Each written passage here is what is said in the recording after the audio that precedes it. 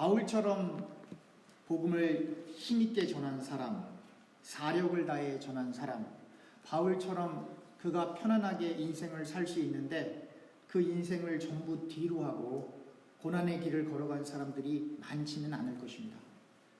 그런데 그 바울이 자기 자신 또 그와 함께한 그 무리들이 복음을 전할 때 우리를 무엇으로 표현을 하냐면 질그릇으로 표현을 합니다. 그 말은 뭐냐면 우리는 그냥 질그릇이고 우리 그릇 안에 보화 혹은 보물 혹은 보배가 담겨 있다는 거예요. 바울의 그 로마서나 또 다른 서신들을 읽어보면 그 보물 보화에 해당하는 것은 예수 그리스도의 얼굴에 나타나는 하나님의 영광을 아는 지식이에요. 이걸 좀 쉽게 풀어서 얘기를 하면 우리 가운데 그리스도가 예수님이시고 예수님이 그리스도이시고 어제 제가 설명했던 것처럼 에고 에이미 I am 스스로 있는 자 그 하나님이 야훼 하나님이 곧 예수님이시다라고 하는 것을 깨닫는 그리스도의 얼굴 안에 있는 하나님의 영광을 아는 그 지식으로 바울과 그에 함께한 사람들이 복음을 전하는 활동을 하고 있다라고 하는 거예요.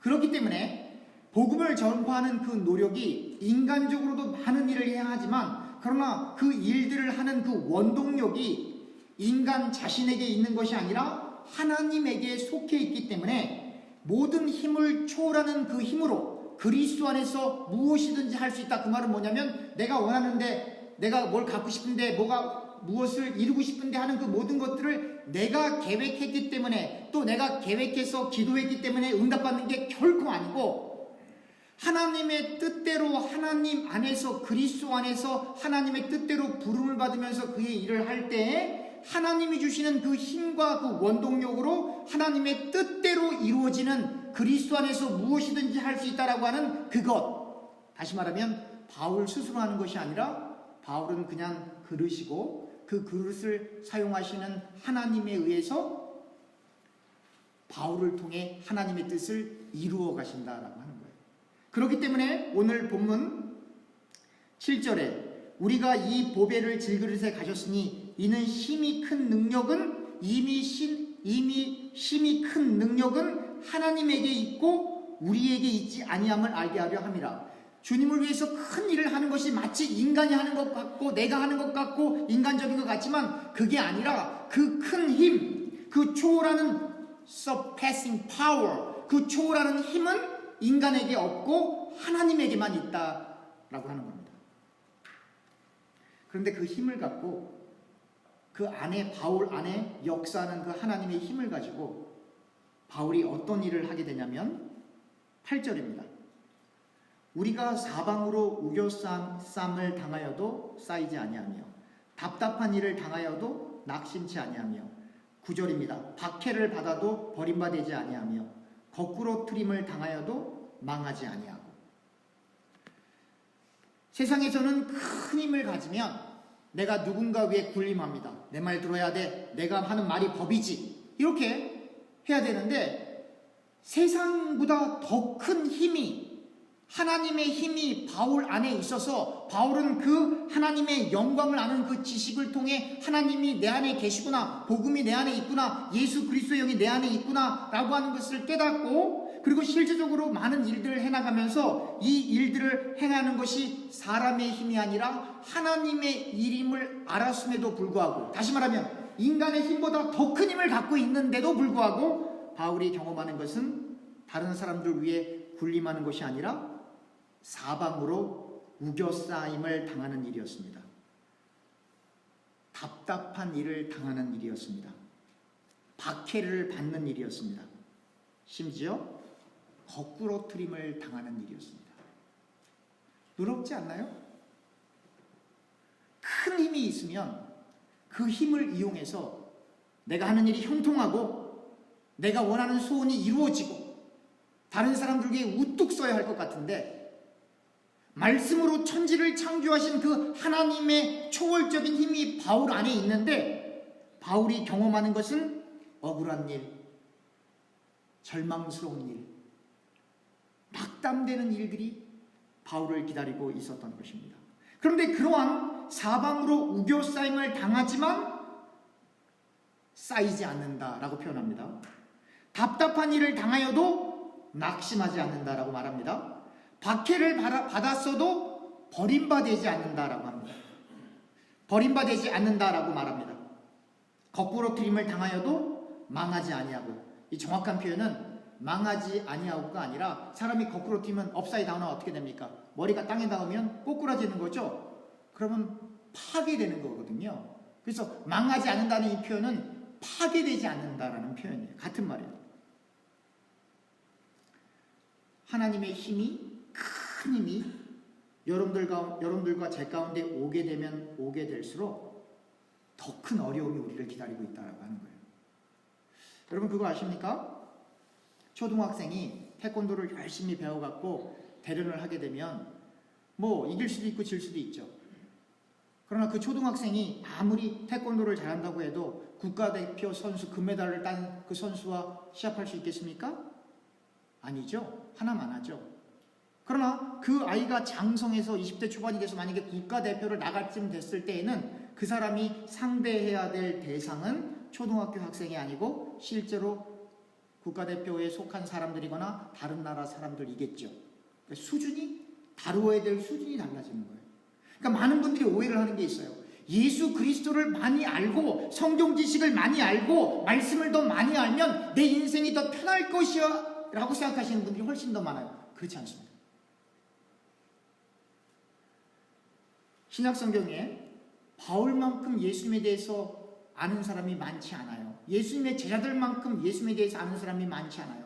그분들이 예수님을 눈으로 직접 보고 같이 생활하고, 바울은 직접 그렇게 하지는 못했지만 예수님을 담에도상에서 만나고, 그래서 그리스도를 알아가는 지식이 깊어지면 깊어질수록 그들이 걸어가는 길은 더 험악해져요. 더 험난해져요. 그리고 여러분 잘 아시는 것처럼 다 순교자의 자리로 가는 거죠. 근데 우리들은 늘 교회에 와서 행복 타령이잖아요. 어떻게 하면 행복할까? 어떻게 하면 가정 천국을 이룰까? 어떻게 하면 승진할까? 어떻게 하면 부하게 될까? 어떻게 하면 건강해질까? 그래서 교회에서 여러 가지 세미나들을 하죠. 큰 교회에서는 아버지 학교, 어머니 학교, 어떻게 하면 부자가 되나, 그 교회에서 큰 기업을 하는 사장님을 모시고 어떻게 하면 돈을 부풀릴 수 있을까? 어떻게 하면 건강해질 수 있을까? 의사 선생님들을 모시고 건강을 어떻게 하면 더 좋게 할 수 있을까? 그런 프로그램들을 많이 하죠. 그게 다 틀렸다는 얘기 아니에요. 할 수 있어요. 할 수 있는데 그것은 교회에서 할 일은 아니다 이 말이에요. 예수님과 가장 가깝고 하나님의 말씀을 더 많이 알아가면 알아갈수록 어떻게 보면 이 세상에서 추구하는 행복과는 점점점 멀어지는 것이 맞는 것이기 때문에 그렇습니다. 그런데요, 10절에 이런 표현까지 해요, 바울이. 우리가 항상 예수의 죽음을 몸에 짊어짐은 예수의 생명이 또한 우리 몸에 나타내게 하려 함이라. 그러니까 바울 얘기는 뭐냐면 우리 몸 가운데 예수의 죽음을 짊어진다라고 하는 거예요. 예수의 죽음을 짊어진다라고 하는 건 예수님처럼 그렇게 힘든 고난의 자리에 있지는 않지만 그래도 예수님이 가신 그 길을 한 발자국이라도 걷고 싶다 이 말이에요. 억지로 끌려가는 게 아니라 복음을 떼닫고 나니까 주님의 은혜가 너무나 크기 때문에 주님이 걸어가신 그 길, 그 그림자라도 밟고 싶다라고 하는 거예요. 그래서 바울이 얘기하는 거예요. 예수님의 죽음을 우리 몸에 짊어집니다. 그렇게 예수님의 죽음을 우리 몸에 짊어지는 것은 그리스도의 예수의 생명이 우리 몸 가운데 확연하게 드러나기 위함입니다. 라고 이렇게 바울이 표현을 하게 됩니다.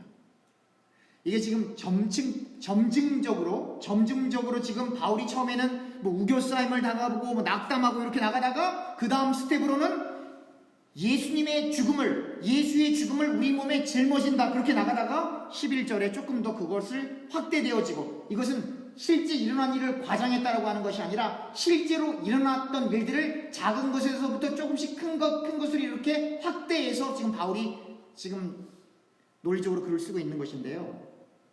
11절에 이렇게 써 있습니다. 우리가 살아있는 자가 항상 예수를 위하여 죽음에 넘겨짐은 예수의 생명이 또한 우리 죽을 육체에 나타나게 하려 함이라. 그러니까 10절에 예수님의 죽음을 몸 가운데 어쩌다가가 아니라 항상 짊어진다라고 하는 거예요. 그리고 11절에도 예수님을 위하여 죽음에 내어준다라고 하는 거예요. 그러니까 10절에는 예수님의 죽음을 내 몸에 짊어진다. 11절에는 예수님을 위하여 우리를 죽음 가운데 항상, 어쩌다가가 아니라 가끔이 아니라 항상 우리를 죽음 가운데 내어준다라고 하는 거예요. 그렇게 죽음 가운데 우리 자신을 내어주는 것은 예수님의 생명이 우리의 썩어 없어질 이 육신, mortal flesh, 이 썩어 없어질 이 육신 가운데 분명하게 나타나게끔 하기 위하여 기꺼이 항상 우리의 생명을 예수님의 목적을 위하여, 하나님의 영광을 위하여 주님께 내어준다라고 하는 거예요.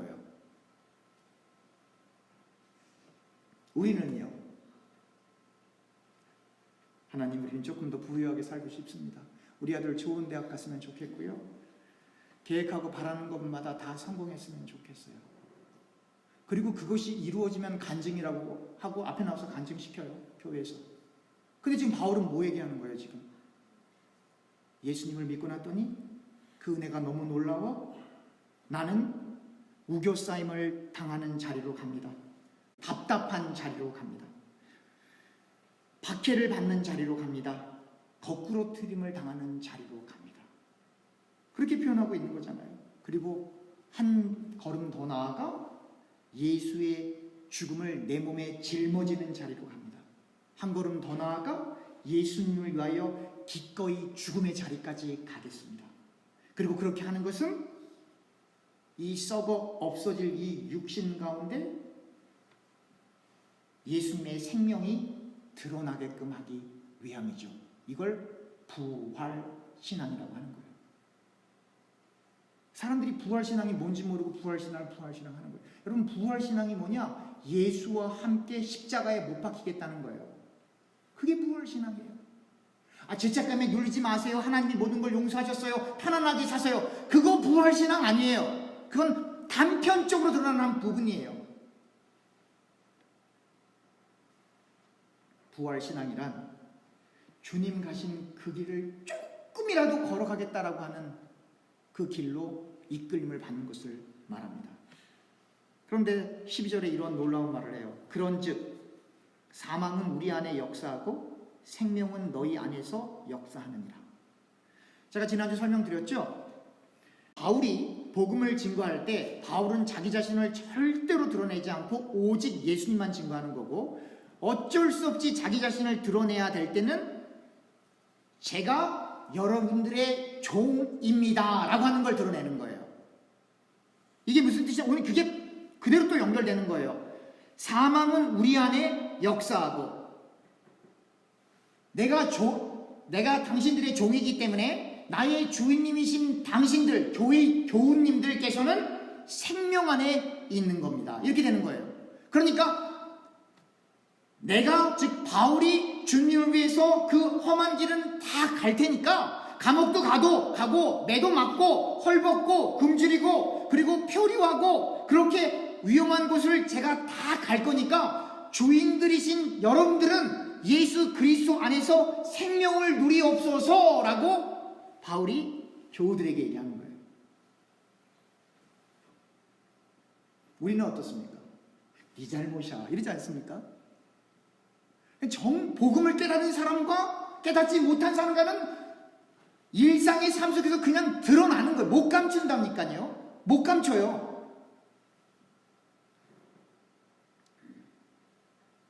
여러분들과 저는 예수님을 사랑하고 정말 복음을 깨닫고 예수님을 믿는다라고 한다면 여러분들과 저의 인생과는 바뀔 수밖에 없어요. 여러분, 형통하고 싶어서 우리 교회 오셨습니까? 잘못 찾아오셨어요. 우리 교회는 그 교회가 아닙니다. 여러분, 이 땅에서 행복하고 싶어서 이 교회에 오셨습니까? 아니요. 잘못 찾아오셨어요. 여러분들과 저는 기꺼이 주 예수 그리스도의 피 묻은 복음을 전하기 위하여 가시밭 같은 길, 돌짝밭 같은 길, 험난한 길, 외길, 좁은 길을 걸어가려고 이 자리에 온 거죠? 아니에요? 그것 때문에 우리가 여기 와 있는 거예요. 그런데 만약에 바울이 여기까지만 얘기하고 이렇게 끝내버렸으면, 바울은 뭐 선교사고 우리는 평신도인데, 바울이 이야기한 것처럼 당신들은 생명 가운데 평안하게 살고 바울인 나는, 또 바울과 함께 선교활동을 하는 우리는 이렇게 사망의 자리에 있겠다, 그러니까 나하고는 상관없을 거야 라고 그렇게 종교를 지을 수가 있는데, 그렇게 할 수가 없는 것이 바로 다음 구절 때문이에요. 13절입니다. 기록된 바 내가 믿었으므로 말하였다 한 것 같이 우리가 같은 믿음의 마음을 가졌으니 우리도 믿었으므로 또한 말하노라. 이 파워포인트로 준비가 되는데요. 시편 116편 1절에서부터 10절입니다. 시편, 저도 한번 찾아볼까요?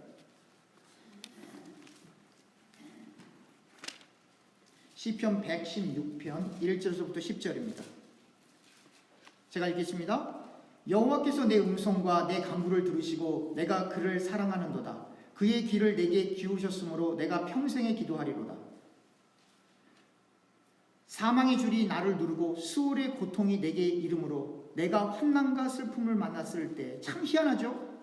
1절 2절 보세요. 여호와께서 내 음성과 내 간구를 들으시고 내가 그를 사랑하는도다. 그의 귀를 내게 기울이셨으므로 내가 평생에 기도하리라. 이렇게 하나님과 좋은 관계를 갖고 있는 다윗이 3절 4절에는 그 반대의 인생을 살고 있어요.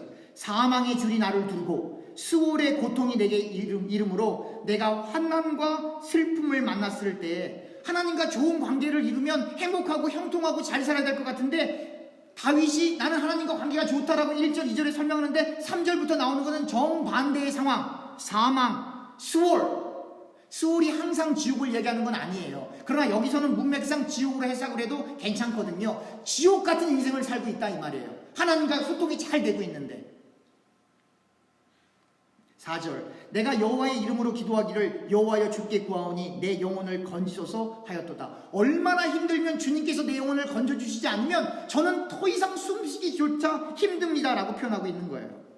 5절 여호와는 은혜로우시며 의로우시며 우리 하나님은 긍휼이 많으시도다. 여호와께서는 순전자를 지키시나니 내가 어려울 때에 나를 구원하셨도다. 내 영혼아 내 평안함으로 돌이킬지어다. 여호와께서 너를 후대하심이로다. 주께서 내 영혼을 사망에서 내 눈을 눈물에서 내 발을 넘어짐에서 건지셨나이다.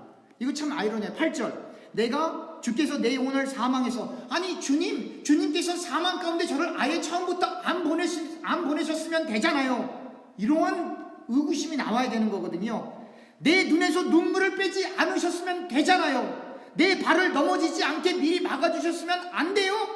라고 이렇게 물어볼 수 있는 거거든요. 그런데 지금 다윗이 하나님과 좋은 관계를 형성하고 있음에도 불구하고 주께서 내 영혼을 사망에서, 내 눈을 눈물에서, 내 발을 넘어짐에서 건지셨나이다. 그 어려움이 차라리 없었으면 더 좋을 것 같은데 그 어려움이 있는 가운데에서 나를 건지시니이다. 이런 표현을 하는 거예요. 9절 내가 생명이 있는 땅에서 여호와 앞에 행하리로다.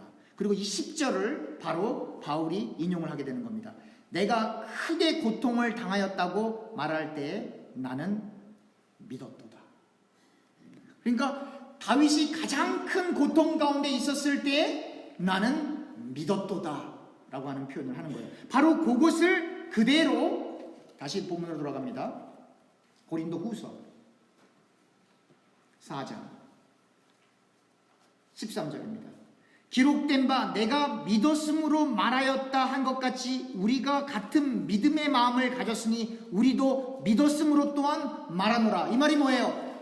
다윗이 지옥과 같은, 죽을 것만 같은, 숨쉬기도 힘든 그 어려운 상황에 있었던 그렇게 어려운 것만큼 바울도 너무너무나 어려워서 우겨싸임을 당하고 답답한 일을 당하고 박해를 받고 거꾸로뜨림을 당하고 매를 맞고 표류하고 헐벗고 너무나 지옥스러운 일을 너무 많이 많아서 정말 숨쉬기조차 어려울 만큼 지옥 같은 그러한 것을 경험하지만, 그러나 다윗이 믿었던 것처럼 나도 믿습니다. 바로 그 믿음으로 말했던 것처럼 저도 믿고 말합니다라고 바울이 다윗의 시를 이렇게 가지고 오는 거예요. 그럼 이게 왜 이렇게 중요하냐? 어떤 분들은 그럴 거예요. 아이, 바울은 선교사고 우리는 선교도 안 하는데 우리하고는 상관없죠. 그래서 하나님께서 바울로 하여금 다윗의 시를 가지고 오게 하는 거예요. 다윗이 선교사입니까? 아니죠. 다윗은 스스로 사울 왕을 피해서 도망자였거나 그 다음에는 왕이 되려고 하거나 왕이 되었거나 그리고 그 과정 속에서 수많은 어려운 일들을 당하죠. 그리고 왕이 된 이후에도 많은 어려운 일을 당하죠. 적국과의 관계, 또 자기 자식들이 서로 죽이는 그런 관계, 그렇게 큰 어려움을 당하죠. 자기가 그렇게 믿었던 그 요압 장군이 그냥 그렇게 자기 자식을 죽이지 말라고 했는데 꼭 죽이는 그 자리까지 보면서 수많은 어려운 일을 경험하죠. 선교하고는 상관없어요. 그 다윗의 인생이 여러분들과 저의 일상의 삶이에요. 이걸 여러분들이 놓치시면 안 돼요. 그래서 정말로 선교하는 선교사, 바울처럼 선교하는 선교사는 반드시 지옥과 같은 인생을 이 땅에서 맛봅니다. 왜 그러냐? 만약에 바울이 자기 안에 지병도 없고 하는 일마다 다 잘되고 가는 곳곳마다 바울을 환대해주고 매를 때리는 것이 아니라 감옥에 넣는 것이 아니라 높은 보관처럼 사람들이 섬겨주면 바울은 교주돼요. 100%. 인간은 다 바울이 이야기한 것처럼 질그릇이기 때문에 바울을 그렇게 칭송하면 기독교가 안 나와요. 바울 종교가 나오지. 뭐 이만이나 무슨 뭐 이런 여호와의 증인이나 뭐 어떤 사람이 계시를 직접 받아서 뭐 성경책보다 또 다른 계시책이 있대더라 라고 하는 그 교주가 나온다 이 말이에요. 근데 바울은 그렇게 할 수가 없는 게 복음을 깨달아서도 그렇지만 그 안에 수많은 아픔과 상처와 그리고 육신의 질병과 또 바울을 죽이려고 하는 사람들이 너무나 많기 때문에 내가 했습니다라고 말을 못해요. 언제 어디서 죽을지 모르는 상황이기 때문에. 그리고 끝내는 감옥에 끌려가서 목 잘려 죽습니다. 여러분, 예수님의 길을 예비했던 세례 요한, 예수님이 공생애를 하기 전에 세례 요한을 아무도 못 건드렸어요. 아무리 힘 있는 권력가들도 못 건드렸어요. 왜요? 오늘이나 그때나 여론을 감당할 왕이나 힘 있는 사람이 없기 때문에 그렇습니다. 힘으로 누르고 죽일 수는 있지만 그랬다가 찾아올 자기의 불이익과 비교했을 때는 많은 여론을 조성하고 있는 그 사람을 정치적으로 내버려두는 게 더 좋은 일이기 때문에 그래요. 근데 그 세례 요한이 말하잖아요. 주님께서는 늘 흥해야 되고 저는 세해야 합니다. 주님이 공생애를 힘있게 하시려면 세례 요한은 어쩔 수 없이 하늘의 미랄이 되어 땅에 묻혀서 썩어 없어져야 하는 그 선상에 있는 거예요. 그래서 인간적으로 볼 땐 억울하게 목배임을 받아 죽었지만 하나님의 큰 그림을 볼 때는 하나님의 작정과 예정과 뜻 가운데 합당한 시간에 합당하게 죽은 거예요. 그리스도만 나타내기 위해서. 그러니까 우리의 논리를 생각하면 성경이 안 보여요. 그러나 오직 예수만 바라보기 시작하면 성경이 보이는 겁니다. 성경과는 전혀 상관없는 다윗이 수많은 어려움을 겪었던 것처럼 예수 믿는 사람은 반드시 성경과 상관없이 가장 어려운 일을 경험하게 되어 있어요. 사도 바울이나 세례 요한이 그러한 어려움이 없었으면 예수님이 활동을 못하실 뿐만 아니라 세례 요한 시대에서 예수님 활동을 못하실 뿐만 아니라 바울 시대에는 기독교가 안 나온다니까요. 그들이 그러한 어려운 자리로 끌려가고 그러한 죽음을 당해야 세례 요한 당시에는 예수님께서 공생애 활동을 하시는 거고 바울 당시에는 정상적인 기독교가 이 땅에 나오는 거예요. 마찬가지로 다윗이 그와 같은 어려움이 없으면 절대로 주님만 하나님만 바라볼 수가 없어요. 여러분들과 저의 인생 가운데 어려움이 없으면 절대로 예수를 믿을 수가 없어요. 여러분들과 제가 하는 일이 너무너무 다 잘 되면 여러분들 생각에는 예수를 잘 믿을 것 같지만 여러분들과 제가 하는 일이 모두 다 잘 되면 기도를 정상적인 기도 한마디도 못해요. 그 어려움과 아픔이 있기 때문에 정상적인 기도 한마디 이렇게 할 수 있어요. 하나님, 살려주세요. 이게 정상적인 기도예요.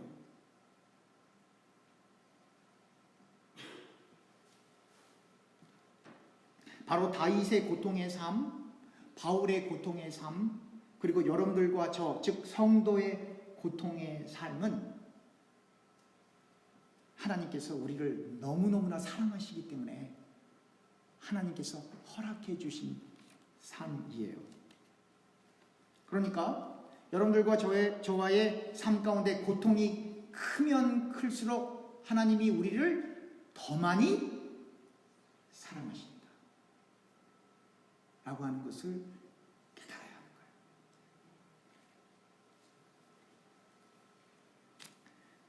거예요. 14절입니다. 주 예수를 다시 살리시니가 예수와 함께 우리도 다시 살리사 너희와 함께 그 앞에 서게 하실 줄을 아노라. 이게 부활신앙이에요.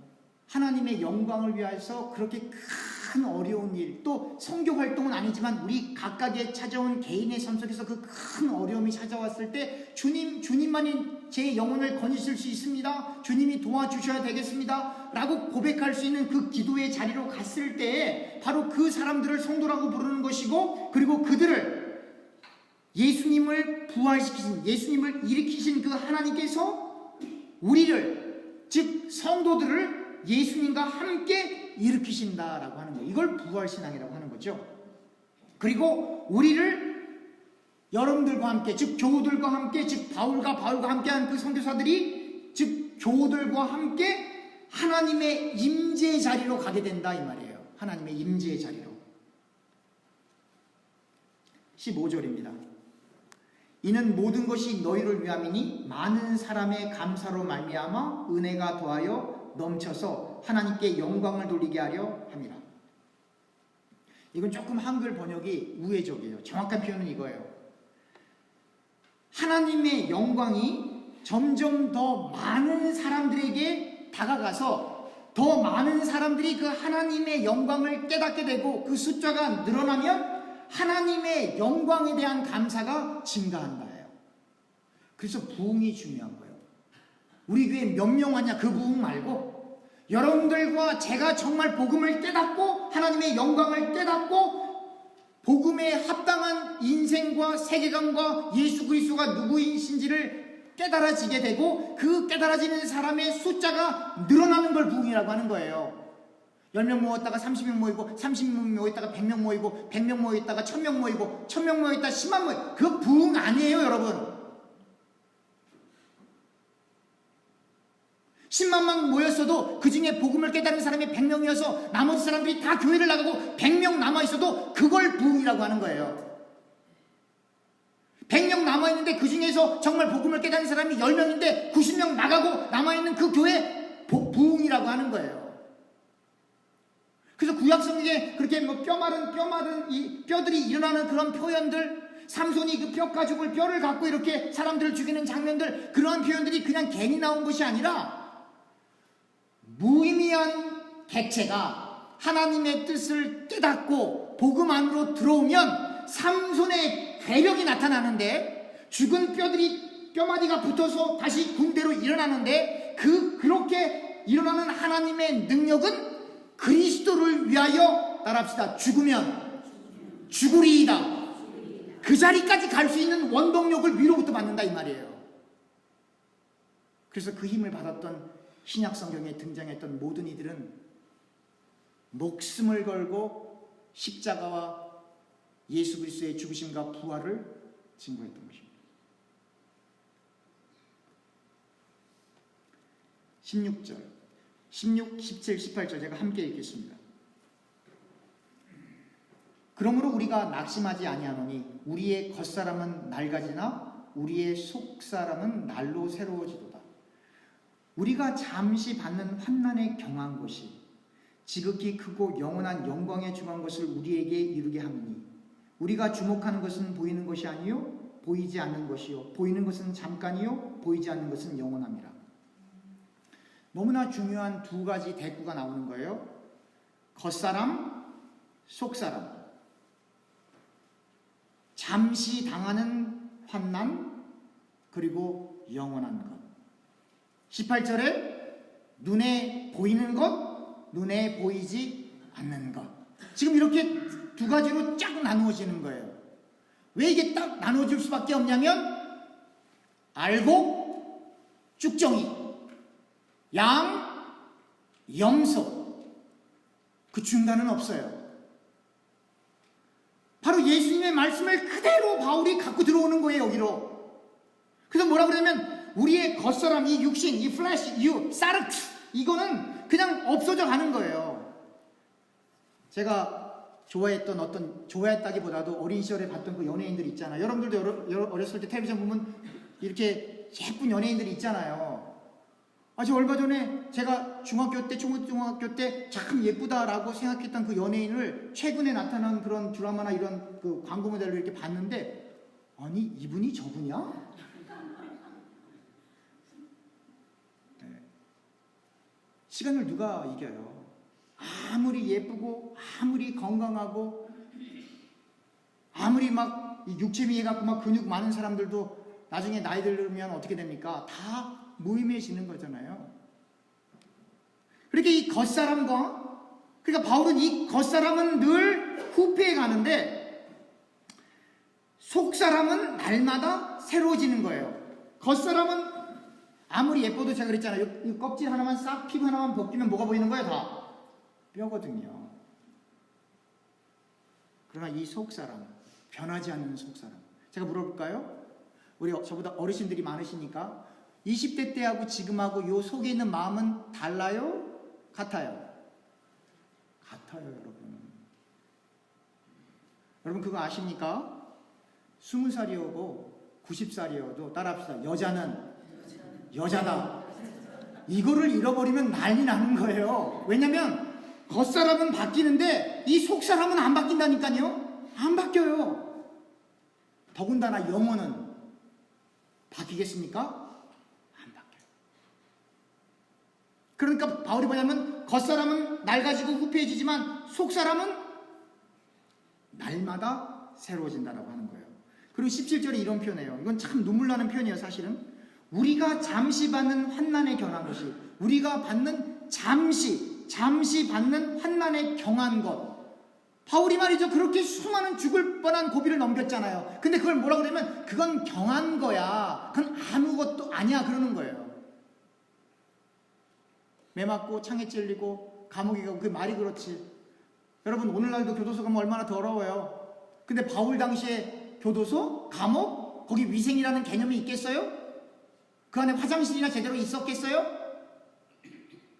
우리가 상상도 못하는 아주 어려운 곳이거든요. 근데 바울이 그럼 뭐라고 하냐면 그런 환난, 그런 어려움 아무것도 아니야, 그렇게 표현하는 거예요. 우리는 김 집사가 나한테 이런 말을 했어, 오 마이 갓 이러잖아요. 바울은 여기서 지금 막 창에 찔려서 피가 절절절 흘러나는데 이런 거 아무것도 아니야. 근데 우리는 누가 나한테 이런 말 했대 그러면 막 화를 내고 분노를 낸다 이 말이에요. 저럴 수가 있어? 이런다면 알아요. 어떻게 된 일이에요 이게?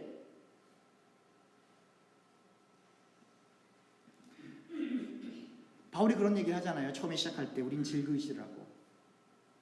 여러분들과 제가 말로 돌을 딱 던지면, 이렇게 물 가운데 던지면 퐁당하고 아름다운 소리가 날지 모르겠지만, 여러분들과 제가 말을 가지고 이렇게 돌로 사람을 탁 던지면 옆에서 그 돌을 맞으면 쨍 하고 깨지는 소리가 나요. 왜요? 우린 질그릇이기 때문에. 그래서 우리가 조심해야 하는 거예요.